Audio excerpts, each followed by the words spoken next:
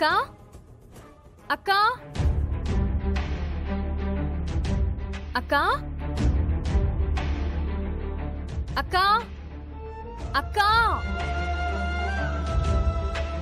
అక్కా అక్కా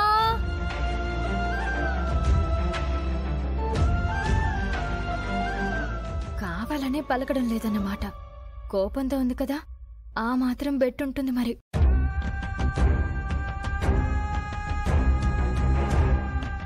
ఓ అక్కా, వంటగదిలో ఉన్నావా?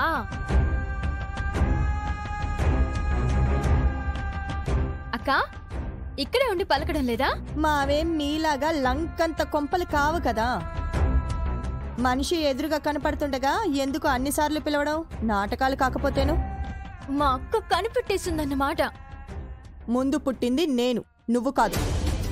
ఏంటి ఇదంతా నా మీద కోపమే? పేదవాళ్ల కోపం పేదవాళ్లకే చేటు కదమ్మా. అక్కా, నువ్వు మొహం చాటేసి మాట్లాడితే నేను భరించలేనక్కా. నా మాటకు విలువనివ్వని మనుషులతో నేను మనస్ఫూర్తిగా మాట్లాడలేను. నా పరిస్థితిని అర్థం చేసుకో. నువ్వు నా గురించి ఆలోచిస్తూ నా మీద కోపంగా ఉంటావని నాకు తెలుసు. అందుకే వచ్చాను. ఎవరి నిర్ణయాలకి వారు కట్టుబడున్నప్పుడు బంధాలకి ఇక విలువేముంటుంది? నీ దారి నీది, నా దారి నాది. నీ బ్రతుకు నువ్వు బ్రతుకు, నా బ్రతుకేదో నేను బ్రతుకుతాను. నేను మిమ్మల్ని ఒక మాట అనొద్దు, మీరు నన్ను మాట అనొద్దు. నేను, నా భర్త, నా కూతురు, ఇదే నా కుటుంబం. ఇంకెవ్వరి కుటుంబాల్లోకి నేను తొంగి చూడను. ఇప్పటి వరకు అయ్యిందేదో అయిపోయింది, ఇక నువ్వు బయలుదేరు. అక్కా ప్లీజ్ అక్కా, అమ్మలాగా నా విషయంలో ఎంత బాధ్యతని తీసుకున్నావు. నువ్వు బాధపడుకో, నన్ను బాధ పెట్టుకో. నిన్ను కలిసి మాట్లాడే వరకు నాకు మనశ్శాంతి లేదక్కా. అందుకే వచ్చాను.